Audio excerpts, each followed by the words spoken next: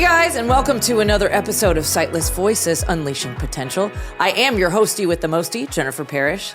And today we are joined by an extraordinary guest, y'all. We have a celebrated chef, restaurateur, and the first blind contestant to win MasterChef. This was season 3. None other than Miss Christine Ha. Thank you for joining us today, Christine. We are so happy that you are here. Thanks for having me here today, awesome. Christine's story is one of resilience, creativity, and advocacy. From discovering her love of cooking to navigating life and the kitchen without sight, she has become a powerful voice in the blind and low vision community. Before we get started, we're going to describe our set for our blind and low vision viewers or listeners. We are seated in blue chairs with wooden tables beside us. The backdrop is a white brick wall with blue lights, and then we have a neon lighthouse sign above us. So we got a nice little set here. Again, Christine, thank you so much for joining us. Yeah, it's my pleasure. Yes, ma'am. All right, we're going to get into the meat and potatoes of this. So just to start out, just tell us a little bit about your general background and vision loss journey. Sure. I am Vietnamese American. I was born in Southern California, but grew up in Texas, so I do consider myself pretty much a native Houstonian/Texan. I did not start cooking until I was in college. First, really because after I'd moved out of the dorms after my freshman year, my sophomore year, I was living off campus in an apartment and realized that no longer did I have the dorm cafeteria to rely on. Exactly. So I had to feed myself. And the hot plate. Yeah, just all the, easy dorm food, the midnight snacks where I actually gained 19 pounds my freshman year. Yes, ma'am. And then in my second year, I figured, okay, now I have a kitchen. I can't afford to always eat out. I miss the foods that my mom cooked growing up because she actually passed away when I was 14. So I decided to just get a cookbook then. I did have full vision then, so I would just read recipes and cook through them. Cooked a lot of bad food, but finally got to one dish where I cooked it deliciously, and my roommates and my friends ate it with no leftovers, so that was kind of what initially sparked my desire to learn to cook, and simultaneously, it was the same time in my life that I started experiencing vision loss, and the first thing that I noticed was my optic nerve. Well, I didn't know that it was my optic nerve, but the vision in one of my eyes went blurry. Long story short, they told me I had optic neuritis. So basically my optic nerve was inflamed. And then that kind of just gradually started going downhill. And I would say my vision loss happened over a period of about 8-9 years until it finally stabilized. So now my vision is at what they say counting counting fingers. Yeah, in both eyes. But, I say it's like, it's like being able to just kind of see what a fully sighted person can see when they come out of a hot shower and look into the mirror. Mm-hmm. So I was diagnosed officially after many years of a misdiagnosis, and originally with MS, but then they finally correctly diagnosed me with neuromyelitis optica, or NMO for short, which is similar to MS. So my overactive immune system attacks my neurological system, so it attacked my optic nerves, and sometimes it does affect my spinal cord as well. But that is how I started losing my vision in my 20s. Wow. Okay, and then you said you grew up Vietnamese American, right? Mm-hmm. So yes. Can you share, a little bit about... I'm still Vietnamese American. I mean, yeah, right, correct, exactly. She got jokes, buddy. She got jokes. Okay. Can you share, thank you for that. Can you share a little bit about how your cultural influences and your upbringing shaped your cooking style? Yeah, I mean, like I mentioned, my mom and my dad were Vietnamese refugees, so they escaped what was called Saigon back then. Now it's Ho Chi Minh City. They escaped Vietnam on a U.S. naval ship like one day before the fall of Saigon. So they were refugees that came to the U.S. So I grew up eating a lot of the foods that they were used to. So a lot of home-cooked, humble Vietnamese comfort food. And I missed that. So I just really wanted to replicate my mom's dishes because I hadn't been able to eat them after she passed away. And so that's kind of what started my journey on trying to also learn more about my heritage, because growing up, being Vietnamese American, I always felt like I was straddling two different cultures on two different continents, and also kind of straddling two different generations, like trying to, get along with my parents. But at home, I also wasn't ever Vietnamese enough. Like I was only allowed to speak Vietnamese at home. We ate Vietnamese food, which I love, but I was ashamed of it or embarrassed because I would bring those lunches to school and it would be, the smelly fish sauce, the strange like pork belly that people didn't eat back then. Right. And I would always try to trade off my food for like the American cheese and bologna sandwiches on white bread. Or the square pizza in the cafeteria. Yeah. So it wasn't until I was a young adult that I started being more curious about my background and my heritage. So that's why I started exploring more Vietnamese cuisine. Absolutely. I want to know what the dish was that you cooked for your roommates that they liked.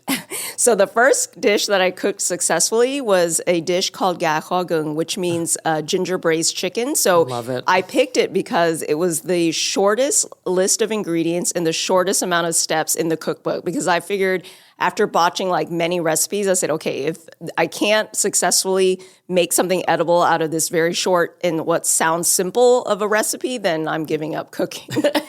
I love it. Ooh, that chicken sounds good too. Okay. What were some of the early challenges and then some breakthroughs that you had while you were pursuing cooking professionally? Oh, I mean, I feel like a lot of it actually came from self-doubt. I always felt like I was trying to prove to not only myself, but to the world that I was capable of doing things. But it's about balancing and understanding that I'm not capable of everything a sighted person can do. But as long as I figure out adaptations or figure out a way to get support in other ways, I can achieve ultimately the same result. So I think for me, it was getting over self-doubt, getting over imposter syndrome. But also I think with the outside world, it's just about in uneducated society on how to treat visually impaired people. And I mean, even to this day, I think people who don't have much experience with visually impaired people would come up to me and, if I'm with my spouse, John, they would ask him questions that should be directed to me. Oh, like, that burns me up, man. Can I, take a picture with her? And so John is always just like, she has ears. You can ask her. She's right here. That's awesome. But I think, people don't know how to address or help or be around or act around someone who's visually impaired. So I think those types of societal, just misunderstandings of what a life is like for someone who's visually impaired. I think that's kind of been a big hurdle too. But for me, I think that's why it's so much more important. And I feel lucky to have been given this platform where, I'm a publicly known person and I can use that to advocate for visually impaired individuals. Absolutely, because so much of it is education. I mean, that's kind of why we do this podcast too, is just to let you guys know, like, hey, I'm low vision as well, and I'm out here, and you please speak to me directly. Please speak to us directly. She wants you to speak. Like, what does she want? She wants you to speak to us directly. All right. So, what tools, techniques, or kind of mindset shifts helped you in your daily activities after you lost your vision and in the kitchen? Oh, well, I would say I've always been an extremely organized person, so that helped me immediately with losing my vision. And yes, it's one of my so best helpful. friends always joked that she's like, I think you were meant to lose your vision out of all of us because you are extremely organized. So, yes. But I had to become even more so. So, I mean, it's just about, having certain tools. Like now we're in the day and age, the modern age, where we have smart appliances like, you can set timers, convert temperatures and measurements using a smart home appliance while you're cooking. We have smartphones or tablets that can have screen readers built in, so I can use that to like scroll through what my pantry list is, so I know, what I have at home. I can meal plan, those kinds of things. But just being organized has always been helpful, but I had to become even more so. And then there's the little things that I'm sure all of your visually impaired listeners know about, like the raised bump dot stickers that my husband put on our stove and our oven and some appliances. Yes. But my one gripe about modern day technology is everything is now touchscreen. And that's really hard for us, sister. For us low vision people. Can't stand it. Yeah, and these appliances do like 10 million things. So you're like, I just need one thing to be done with this appliance so it's easier for me to understand. But, exactly. So I wish there was a way to make the design of these certain modern appliances more universal for the visually impaired and other people with disabilities. I absolutely concur, because, I feel like I've got to have, like, the bump dot guy. Like my better half and I are about to move, and we're like, oh, geez, now we got to figure all this out again. Like, it's just, right. You get, you're labeled and everything's cool in your house, and then you're moving, and you're like, okay, here we go again.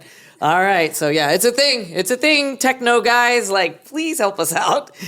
Stop with the touchscreen. Some tactile buttons would be fantastic. Yeah, even my husband, who's fully sighted, says, and we have an electric vehicle, and everything is touchscreen in modern cars, and even he's like, I do miss, and this is probably going to say date our age, but he does say, I miss the tactile feeling of like the AC, knob or the radio knob, or like, because also when you're driving, you don't necessarily want to take your eyes off the road.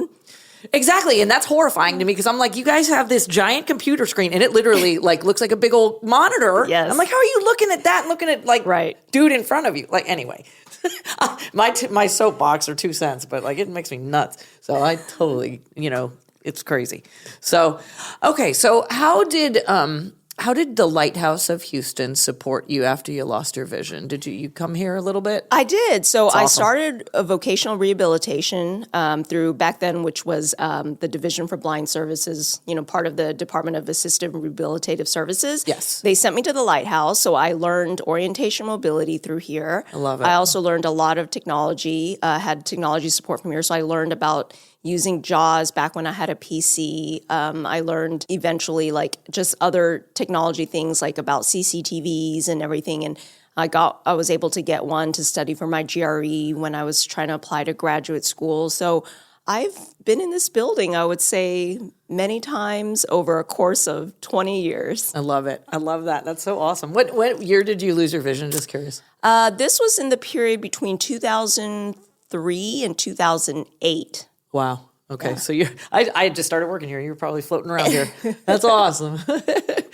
How did your vision loss change your relationship with food, and creativity?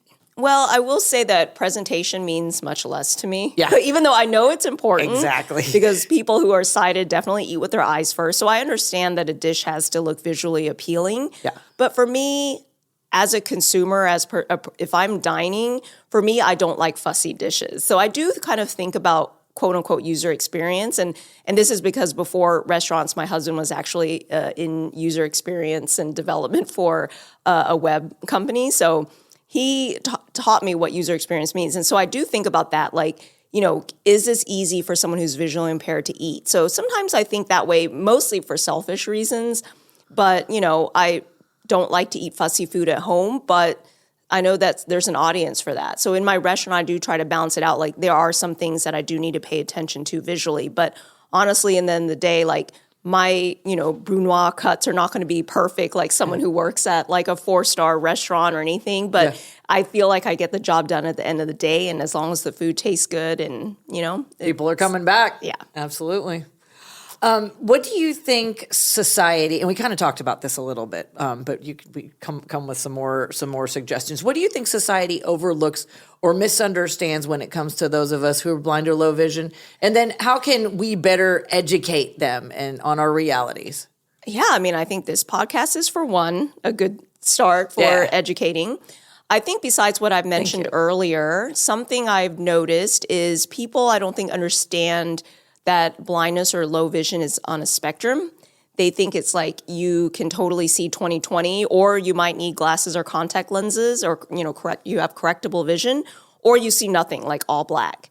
And I have to educate people that no, it's really on a spectrum, and some people can see more than others. Some people don't even need to use a cane, but they're not able to read small font, or they're not able to drive. Because my vision loss was gradual. So there was a point where my baseline where I was at for quite a while was I could no longer drive, but I didn't need to read Braille. I could still enlarge the font on my computer and read that. And I didn't need a white cane or a sighted guide or anything, but I could walk around myself. I just couldn't drive. But then, my vision decreased more. So I'm I have to educate people. It's on a spectrum, for one. Yep. And then two, I think it's also important to know that different visually impaired people have different needs.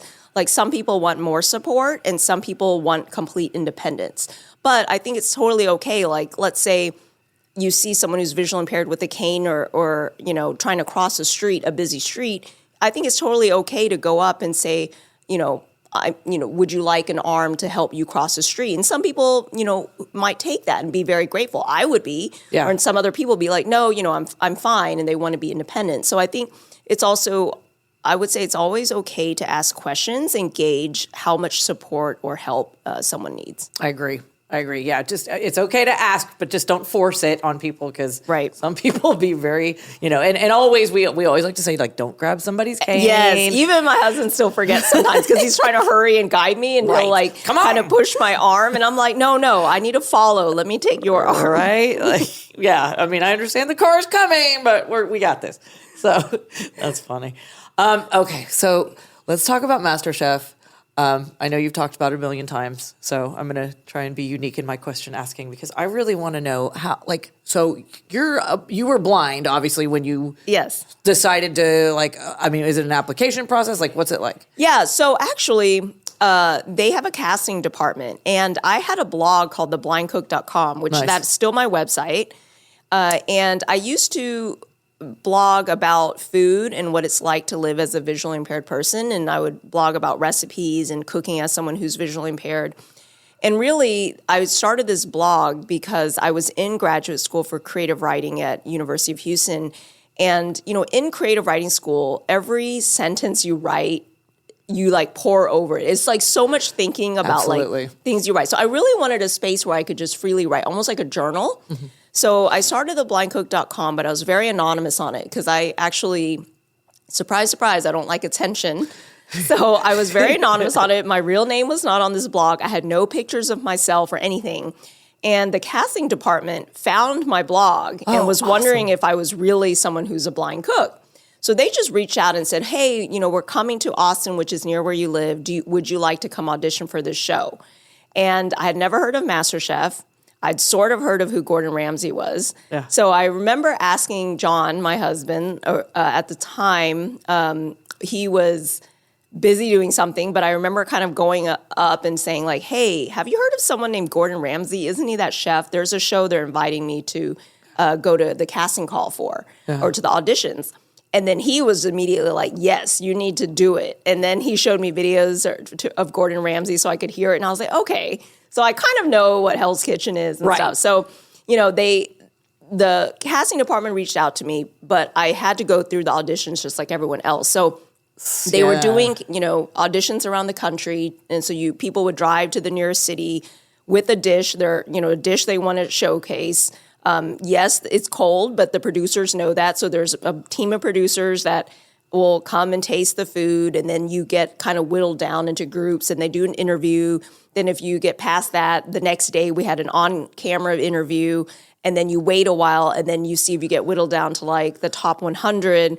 And then after that, they do a background check, a psychology test, and then all this stuff. And then finally, I did get invited to be in the top 100, which was how that series was running back then. And so then I flew to Los Angeles and filmed. So that was really how it happened. But I only did it because my friends and my family urged me to do it. And they said, you cook well. You should show America how someone with a vision impairment can cook because that's really interesting. And to me, I didn't think it was interesting because, you're when just you're doing you, you're just you, You're just like, well, yeah, it's tough, but I just had to figure it out because I was living alone when I was losing my vision, and I had to figure it out and be ramen noodles suck after a while. So I was just like, I'll do it. And then the real kicker is I only went to try out because I thought being in grad school for creative writing, I thought I would have good writing material. So I went to try to have some content to go home and write a humor essay or some short story about my experience. So I just wanted to go for the experience, not expecting to win or not even necessarily wanting that much to win. I just wanted to go and see what it was like. Yeah. So when they're filming you, so you're cooking and you're on camera. Did they orient you to the kitchen? I'm just thinking about being blind. Yeah. If I go into one kitchen, somebody else's, I'm I don't know. Yeah. So when we cooked on the MasterChef set, everyone had a station, and they let me have my own station because the culinary director taped off my station so I could feel the edges, because I told them awesome. This is what I would need. So they said, okay. They taped off the border of my station so that I could feel where the edge was so I wouldn't push my olive oil off the counter. Right. They provided me things like a talking thermometer, a talking scale. Really? Yeah. So the producers talked to me before coming on the show what sort of things do you use or need to be able to cook on the same level. Yeah. And, but they also didn't want to give me an advantage. So they did provide me a cited guide. Was that John or was that someone? No, they hired someone that I didn't know. Oh, cool. Okay. Yeah, so she had to learn she, I think, went to the lighthouse in Los Angeles because she lived in Los Angeles. And I think she went there to learn about how to guide a visually impaired person before they hired her. There's your audition, sister. Yeah, so she, but they placed very strict rules on us. And Fox had lawyers on set listening into how she and I communicate. Oh, wow. So it's not like I could be like, Cindy, is my food cooked? I have to. Raw? Yeah. I couldn't ask her subjective questions like that. Yeah. I had to be very objective, like, Cindy, what color is the piece of meat in my pan? Yeah.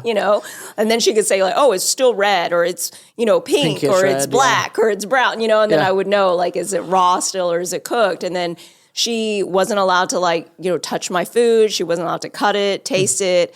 If I needed something from the pantry and she had to step away to get it for me, I would have to step away from my station as if it were me running to the pantry. So she could get stuff for you, but you had to step away just like, okay, got it. Just like I ran to the pantry because obviously she could go to the pantry and know where the stand mixer was or whatever. But I can't put my station, if there's a fire, I can't put the fire out at my station because, Then there was, and some of it was time limits, right? If I recall? All the challenges were time limit. Yeah. Oh my God. But I would say though there were also challenges where they take us out of the MasterChef kitchen into field challenges, what they called field challenges, and we would become they would give us teams that we're supposed to be on.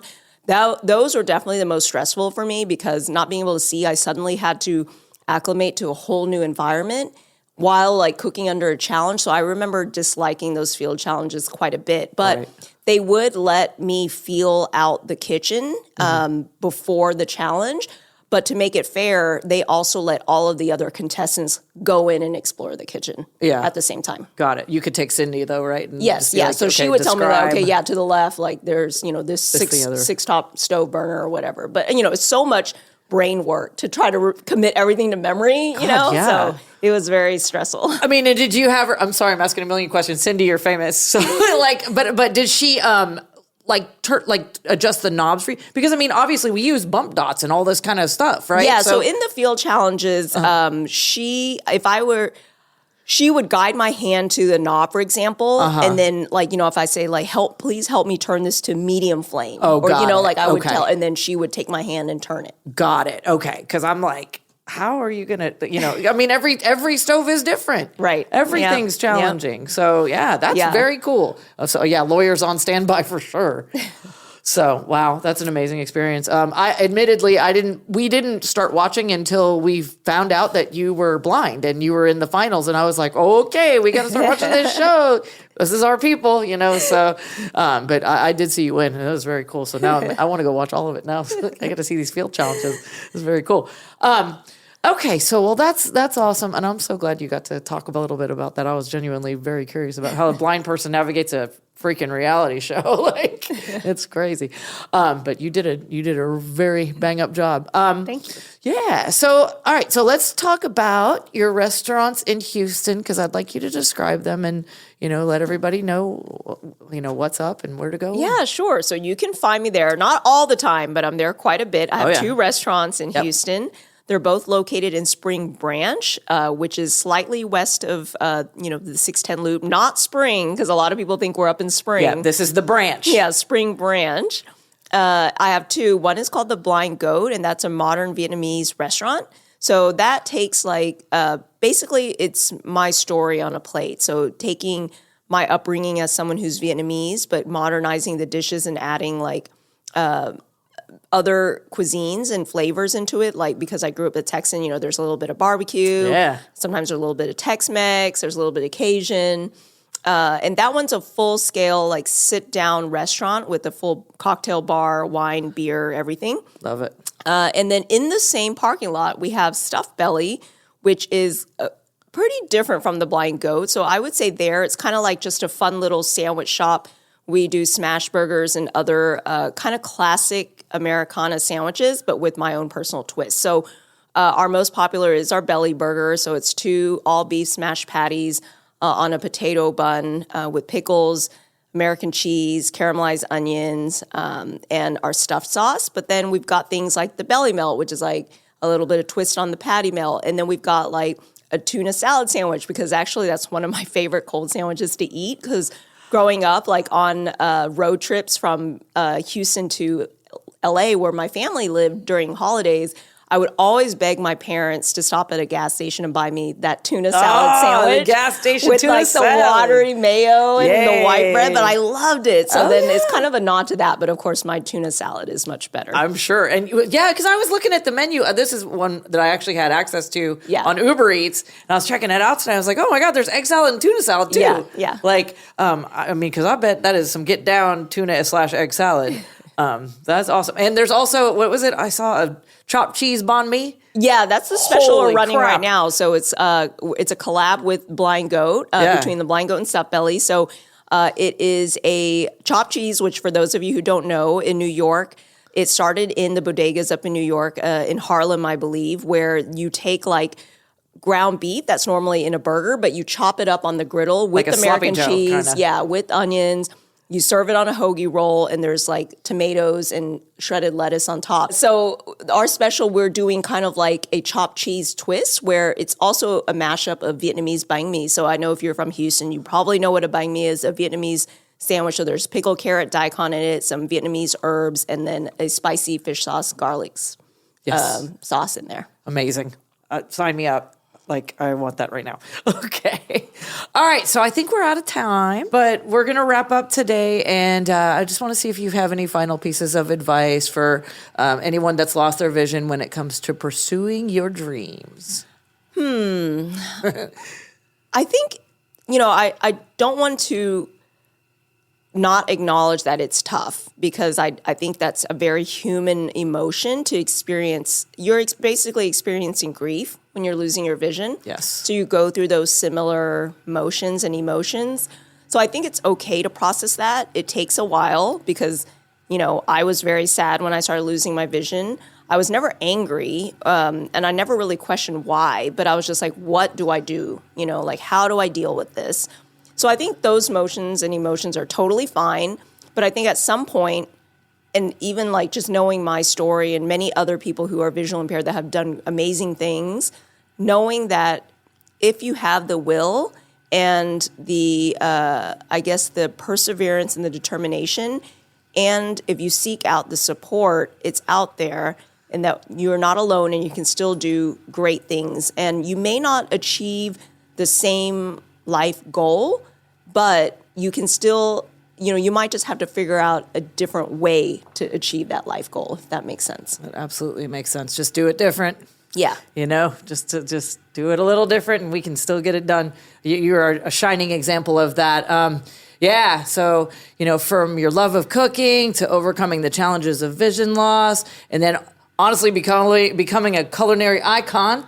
Go, girl. Your story is such a powerful reminder of what's possible when passion meets perseverance, for sure. So thank you again for being here. Thank you. We are so appreciative of you hanging out with us today. To our listeners, we hope Christine's story is encouraging for you to pursue your passions. You can find more episodes of our podcast here, Sightless Voices Unleashing Potential, on our YouTube channel or wherever you get your podcasts. Be sure to follow us on social media for updates and visit our website, HoustonLighthouse.org. If you want to learn about all the kind of cool stuff and cool events we have coming up, we have a lot of them, so y'all check us out. Until next time, this is Sightless Voices Unleashing Potential. Stay bold, stay curious, and continue to break those barriers. Thanks, guys.